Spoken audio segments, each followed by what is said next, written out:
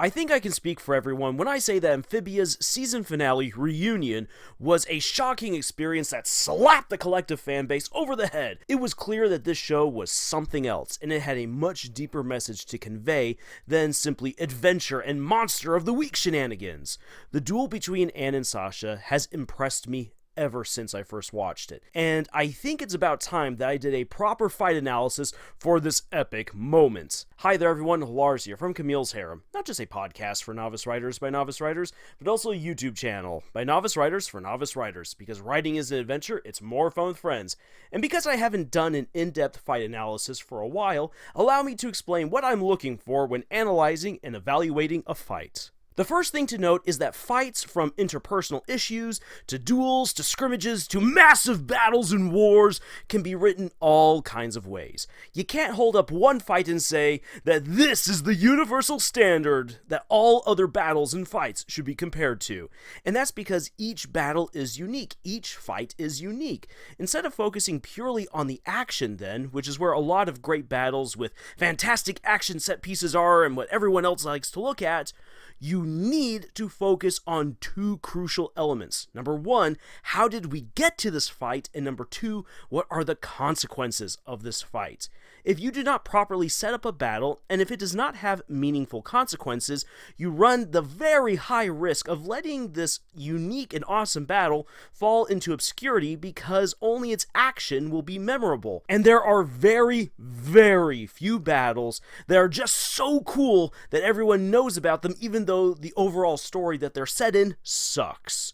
The battle atop Toad Tower is no such fight. Now, if you haven't seen Amphibia yet, it has my highest recommendation. It is a wonderful show about a girl named Anne who is magically marooned on another world and becomes friends with a frog named Sprig Planter and his family. Together they help Anne find her other friends and solve the mysteries behind how they've ended up on Amphibia. From this point on, though, I will be going over all kinds of spoilers within the show, so if you don't want to be spoiled, you have been warned. To get one thing now quickly out of the way, Amphibia is a series with arguably no filler episodes. Each episode in Season 1 has payoff within the first season, or Season 2, or Season 3, and even some cases in the series finale. Though I'd recommend watching every episode in Season 1 because they help you to really appreciate the episode reunion so much more. Here are the episodes that I believe, in order, play the most prominent role in leading us from the beginning of the show to the battle between Anne and Sasha atop Toad Tower. And those episodes are Anne or Beast, Best Franz, Flood, Sweat and Tears, Sprig vs. Hop Pop, Family Shrub, Planter's Last Stand, Toad Tax, Prison Break, Hop Popular, Trip to the Archives, Night at the Inn, Bizarre Bazaar, Combat Camp, Anne of the Year, and the flashback in Reunion. By going through the important details of these episodes, we can clearly see how events and character arcs lead us to the duel between Anne and Sasha atop Toad Tower. So, beginning with the first episode, Anne or Beast, Anne and her two friends, Sasha and Marcy, find themselves stranded magically on Amphibia. Sprig and Anne meet each other and they befriend one another over food and murderous insects. In the episode Best Franz, Anne and Sprig sneak out to go swimming. This episode is very important because it already suggests to us that Anne has a very unhealthy relationship with her human friends. She guilts Sprig into doing things that he doesn't want to do, and all of this backfires on them spectacularly. And it suggests to both of them that there has to be a better way in which they can be friends. Then, in the episode Flood, Sweat, and Tears, Anne and Sprig put that earlier revelation to the test when Hop Pop's basement floods, making it impossible for Anne to keep sleeping down there. She and Sprig share a room, and while it starts off well, the two roommates are soon at each other's throats, and they learn that they need to communicate better, and that it is okay for friends to fight and disagree so long as they make up and seek to understand one another better.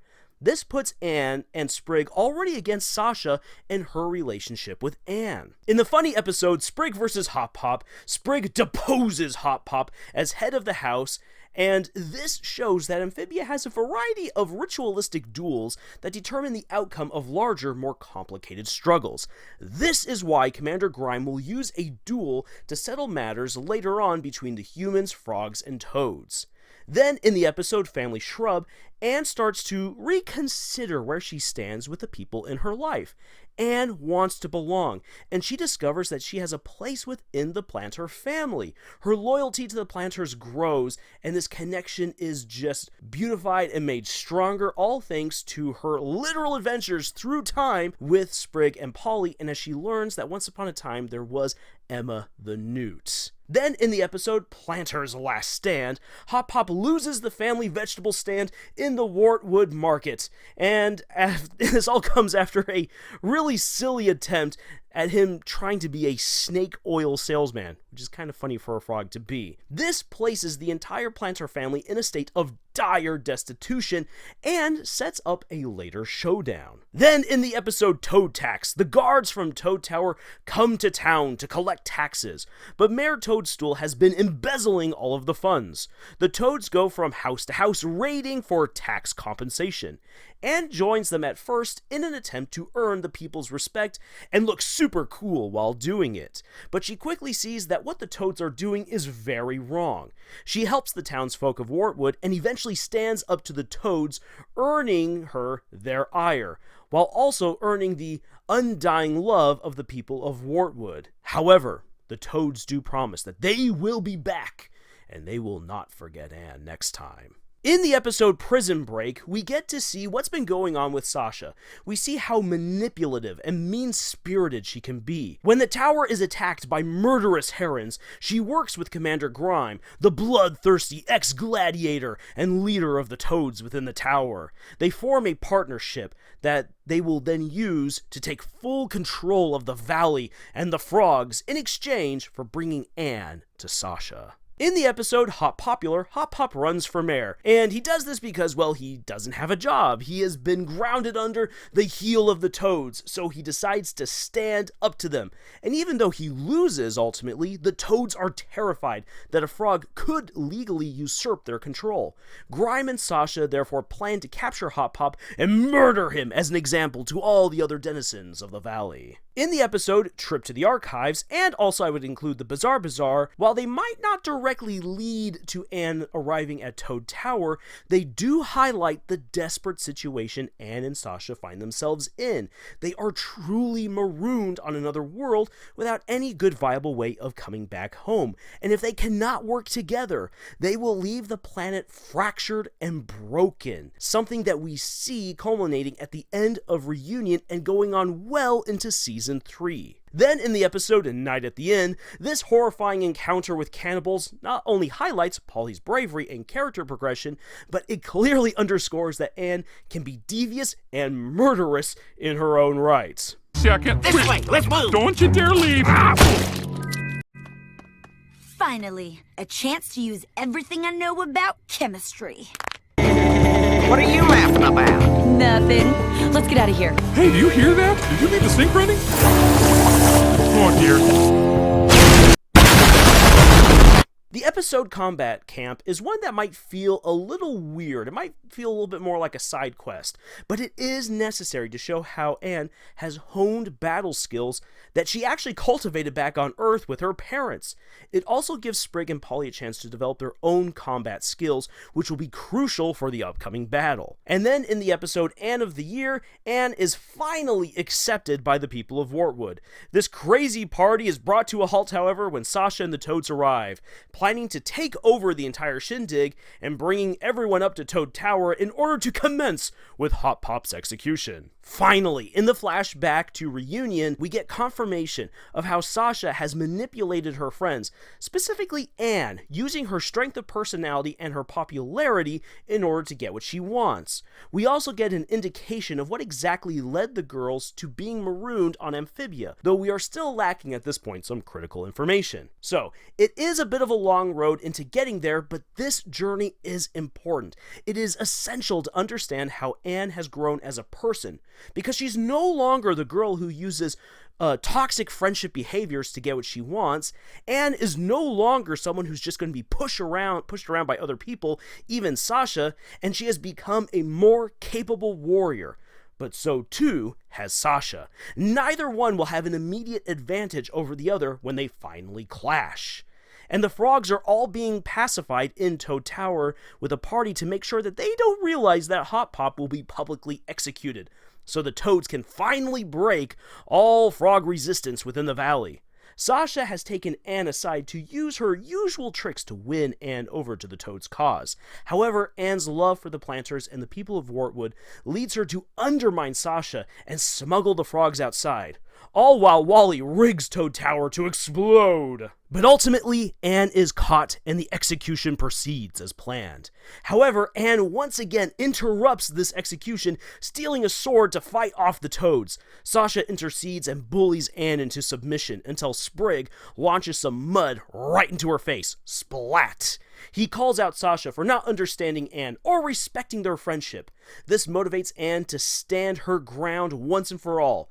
Grime takes control of the situation, using Sasha's own tactics against her to force her into a duel with her best friend, a duel that will determine Hop Pop's fate. In the ensuing fight, Anne and Sasha trade a few wild blows. That's because they're teenage girls, so I don't expect them to have great form or to be on guard and not to overextend themselves. It's not a pretty battle, and it's not supposed to be. This is Raw. Two friends are battling it out, and just when it looks like Anne will win, Sasha pulls out a dagger and fends off Anne. She retrieves her sword and trips Anne up with her cape. Sasha berates Anne then as Anne's lying there for throwing in her lot with these slimy frogs, to which Anne replies, They're not just frogs. They're my friends!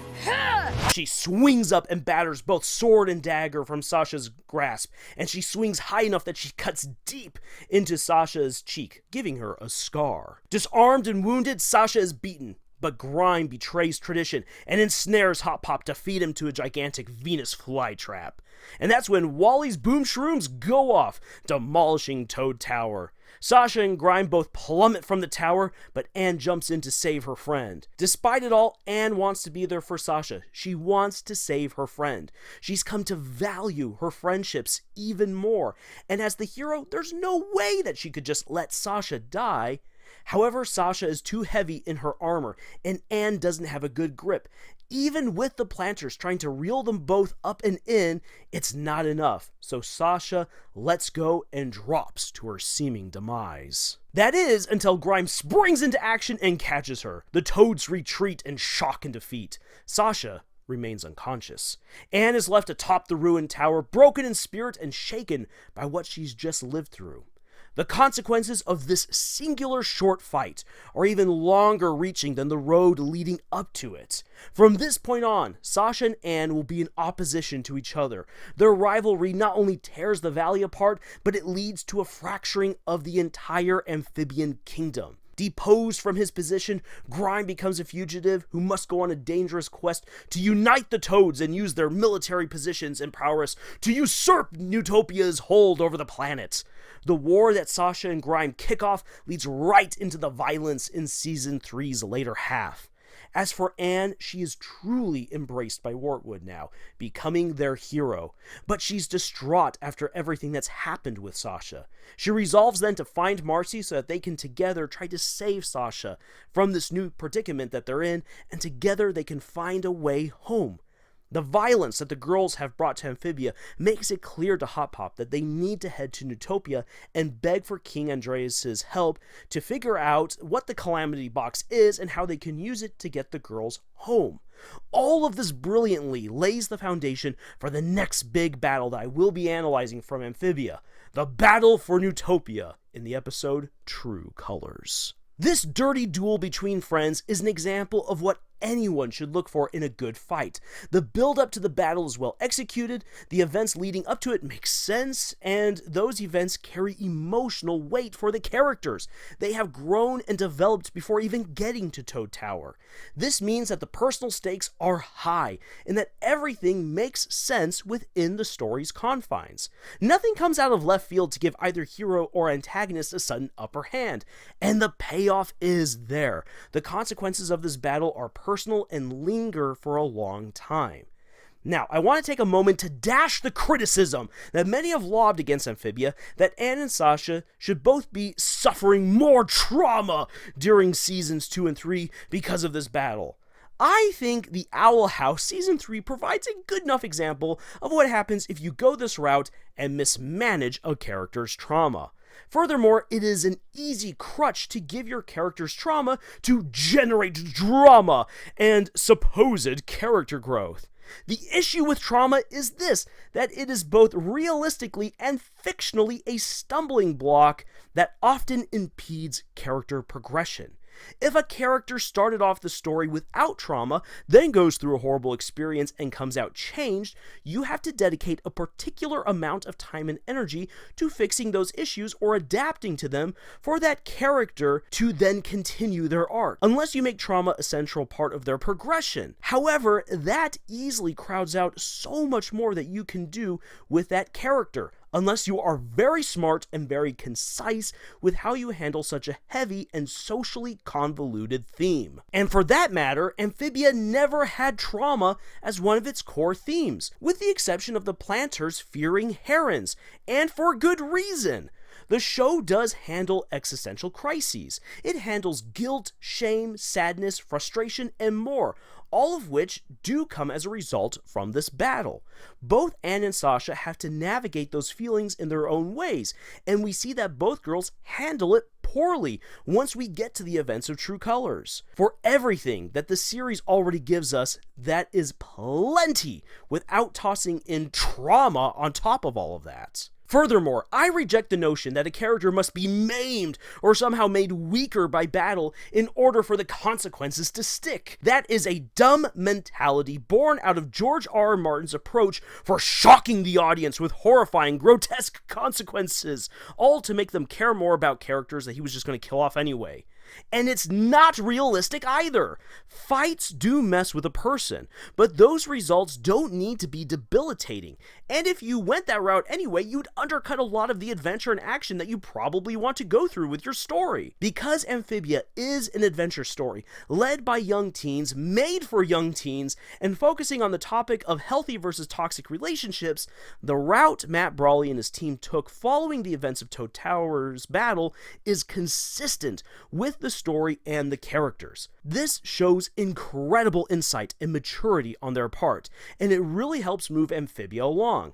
That is why, although this battle isn't the largest in the series by far, it is easily one of the most important. Now, let me know what your thoughts on this episode reunion and Anne and Sasha's first battle are. Since this episode aired a whole long while back and the series is now done, it'll be interesting to see how fans continue to look back on this incredible moment. But if you're an author looking for more writing advice and insightful help, then please check out our other videos here and head on over to our podcast, Camille's Harem. You'll find a bunch of helpful links in the description.